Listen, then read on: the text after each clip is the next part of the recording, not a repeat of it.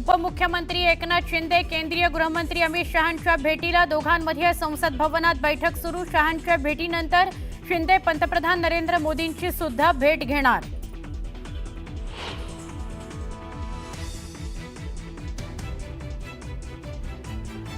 वंतारा व्यवस्थापनाच्या वरिष्ठ अधिकाऱ्यांसोबत मुख्यमंत्र्यांची बैठक संपन्न। महादेवी हत्तीणीला पुन्हा नांदणी मठात परत देण्यासंदर्भात वंतारा सहकार्य करणार, वंताराच्या वरिष्ठ अधिकाऱ्यांची माहिती।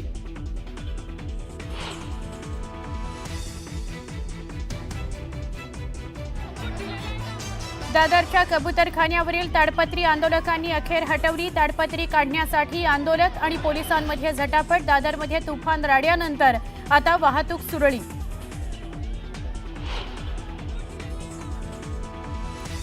दादरमध्ये सकाळी झालेलं आंदोलन चुकीचं, कुणीही कायदा हातात घेऊ नका। जैन समाजाशी चर्चेनंतर मंगलप्रभात लोढांची प्रतिक्रिया।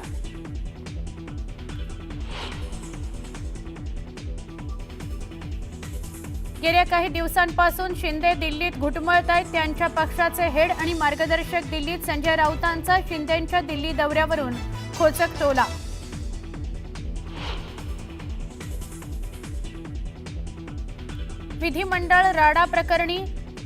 विधिमंडळ अधिवेशनातील राडा प्रकरणी चौकशी अंती पोलिसांकडून अहवाल तयार। दुपारी 2 वाजता विधिमंडळ अधिकाऱ्यांची बैठक। अहवालानंतर विधानसभा अध्यक्ष काय निर्णय देतात याकडे सगळ्यांचं लक्ष।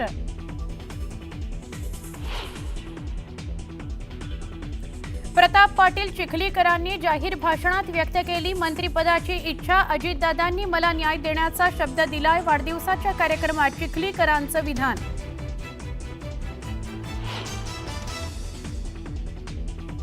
आरती साठेंची न्यायाधीश म्हणून नियुक्ती सुप्रीम कोर्टाने थांबवावी। त्या भाजप प्रवक्त्या होत्या, अशानं लोक न्यायव्यवस्थेवर शंका घेतील, रोहित पवारांचा आरोप। बच्चू कडू यांनी शिवतीर्थावर घेतली मनसे अध्यक्ष राज ठाकरेंची भेट। कर्जमाफी संदर्भात दोघांमध्ये चर्चा झाल्याची माहिती।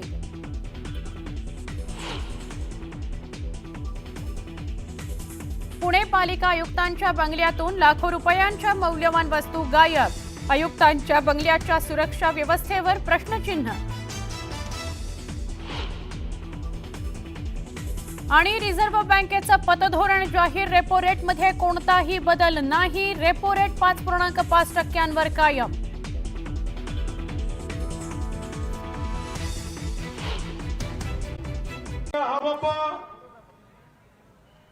रामगिरी महाराजांच्या चरणी या ठिकाणी प्रणाम करून त्यांच्या निमंत्रणावरून या ठिकाणी माझ्यासोबत आलेले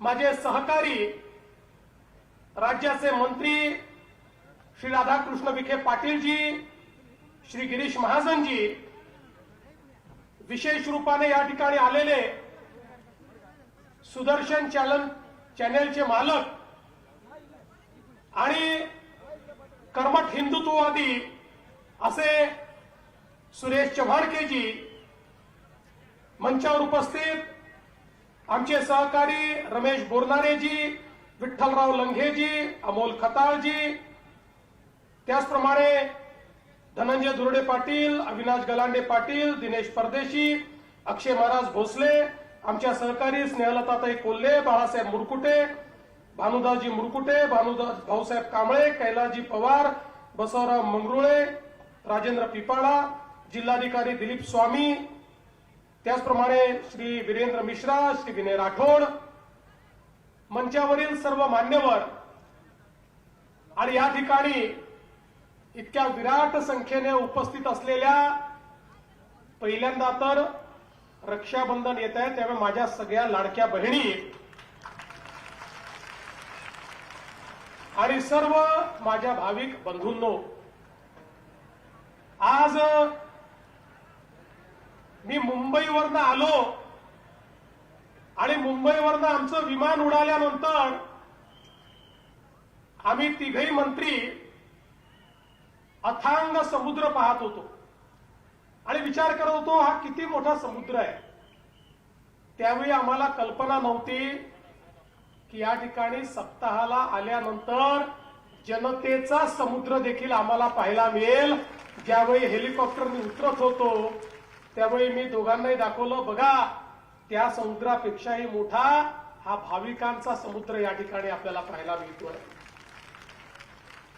178 वर्षाची ही परंपरा सप्ताहाची जी सद्गुरू गगनगिरी महाराजांनी सुरू केली, गंगागिरी महाराजांनी सुरू केली आणि आज रामगिरी महाराज अतिशय समर्थपणे गंगागिरी महाराजांची ही परंपरा या ठिकाणी चालवत आहेत.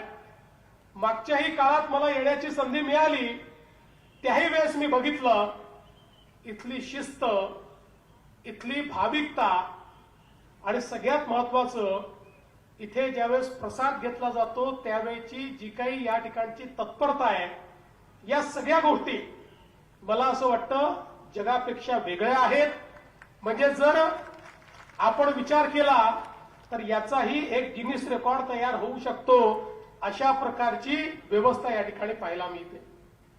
खरं तर याचं निमंत्रण देण्याकरता परमपूजनीय रामगिरी महाराजांचा निरोप आला की मला मुंबईला यायचंय.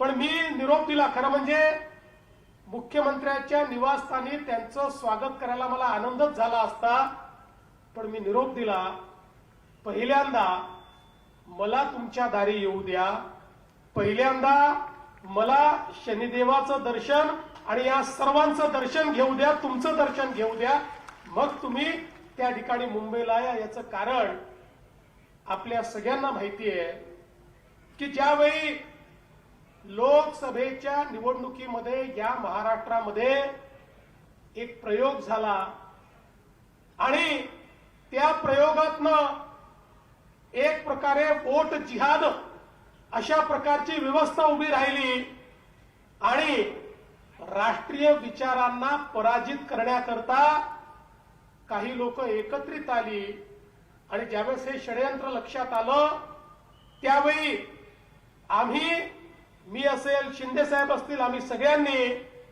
या महाराष्ट्रातल्या आध्यात्मिक शक्तीला आवाहन केलं आणि आम्ही परमपूजनीय रामगिरी महाराज आणि इथले जेवढे आध्यात्मिक संत आहेत त्यांना हे सांगितलं, हे राजकीय आक्रमण नाहीये, हे आक्रमण आपल्या संस्कृतीवर असलेलं आक्रमण आहे, हे सांस्कृतिक आक्रमण आहे.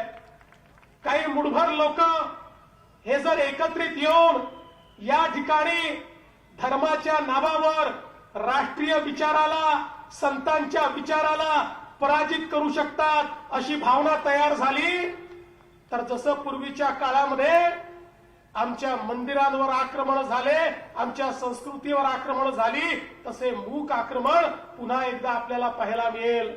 सरकार येतील, सरकार जातील, खुर्ची कोणाचीच परमनंट राहत नाही, पण आपला देश आणि आपला धर्म हा कायम राहायला पाहिजे. कारण आपल्याला छत्रपती शिवरायांनी सांगितलं, स्वराज्य कशा करता, देव, देश आणि धर्माकरता, रयतेकरता स्वराज्य, हा मंत्र छत्रपतींनी आपल्याला दिला. आणि मी खरोखर या आध्यात्मिक शक्तीचे साष्टांग दंडवत घालून यांना प्रणाम करीन की या शक्तीने उभ्या महाराष्ट्रामध्ये चेतना पेटवली आणि उभ्या महाराष्ट्राला सांगितलं की आपल्या संस्कृतीला वाचवायचं असेल तर आपल्याला जाती भेद विसरून सगळ्यांना एक यावं लागेल.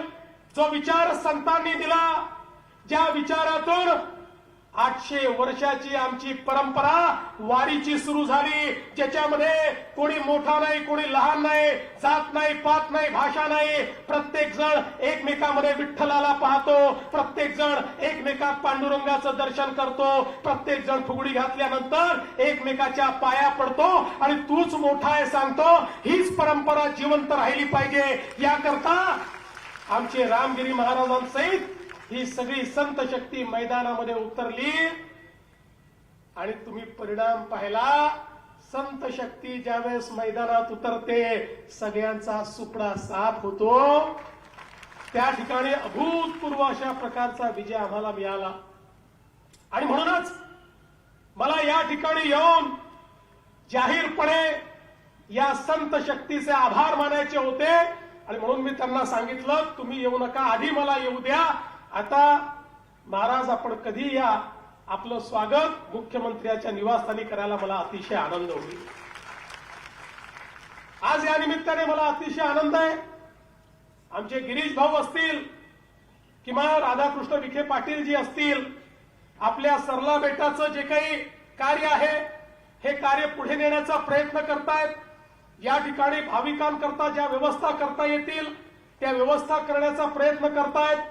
आणि त्यातच शनी देवगाव बंधारा हा एक अत्यंत महत्वाचा बंधारा आहे. मला याची कल्पना आहे की हा बंधारा झाला तर आमच्या शेतकऱ्यांचंही मोठं कल्याण होणार आहे. आणि म्हणून आजच तुम्हाला वचन देऊन जातो, शनी देवगाव बंधारा आम्ही करणार म्हणजे करणार, निश्चितपणे हा करणार. आणि यासोबत आमचे सुरेश चव्हाणके दिल्लीवरनं आले, ते विशेषत्वाने रामगिरी महाराजांचं या ठिकाणी एक संदेश देण्याकरता आले. आणि ते म्हणजे या ठिकाणी जो काही सरला बेटाचा विकास आराखडा 109 कोटी रुपयाचा तयार झालेला आहे, हा विकास आराखडा त्या ठिकाणी कार्यान्वित झाला पाहिजे. सुरेशजी तुम्हाला आणि या तमाम भगवत शक्तीला या ठिकाणी मी आश्वस्त करतो की आपला हा जो काही आराखडा आहे महाराज, यालाही आम्ही लवकरच मान्यता देऊन त्याचंही काम हे आम्ही निश्चितपणे या ठिकाणी सुरू करू. खरं म्हणजे आज आपल्याला मोठ्या प्रमाणात या ठिकाणी परिवर्तन करायचं आहे. आणि सगळ्यात महत्वाचं जर काही असेल तर एकीकडे आज आपण आपल्या शेतकऱ्यांना त्या ठिकाणी मोफत विजेची व्यवस्था उभी केली. आता दिवसा 12 तास वीज आपल्याला द्यायची आहे. येत्या काळात सोलरची वीज देखील आपण देणार आहोत. पण त्यासोबत आमच्या शेतकऱ्यांना सिंचनाच्या सोयी देऊन त्यांना कायम कर्जाच्या विळख्यातनं आपल्याला मुक्त करायचं आहे. आणि म्हणून सगळ्यात महत्वाचं काम आपण हातामध्ये घेतलंय. आमचे दोन्ही मंत्री या ठिकाणी कामाला लागलेले आहेत आणि आम्ही ठरवलेलं आहे या ठिकाणी आमचा जो काही सगळा बाहेरचा भाग आहे, विशेषतः आमच्या ज्या समुद्रात वाहून जाणाऱ्या नद्या आहेत, या नद्यांचं पाणी थेट तिकडनं उचलायचं आणि नदी जोड प्रकल्पाच्या माध्यमातून मराठवाड्यामध्ये आणि या नगर जिल्ह्यामध्ये आणायचं, जेणेकरून आमच्या मराठवाड्याच्या या पिढीने दुष्काळ पाहिला. पण आम्ही शपथ घेतली आहे मराठवाड्याच्या पुढच्या पिढीला आम्ही दुष्काळ पाहू देणार नाही. त्यांना दुष्काळातनं मुक्त करायचं आहे आणि याचं काम आम्हाला याच वर्षी सुरू करायचं आहे. याची तयारी देखील आम्ही सुरू केलेली आहे. बंधू भगिनींनो, हा जो काही आशीर्वाद आम्हाला मिळालेला आहे, या आशीर्वादातून आम्हाला मोठं परिवर्तन घडवायचं आहे. आणि म्हणून आमच्या लाडक्या बहिणी असतील त्यांनाही मी सांगू इच्छितो, आम्ही तुमच्या पाठीमागे उभे आहोत. आमच्या शेतकऱ्यांच्या पाठीशी आम्ही उभे आहोत आणि ज्या ज्या गोष्टी करण्याच्या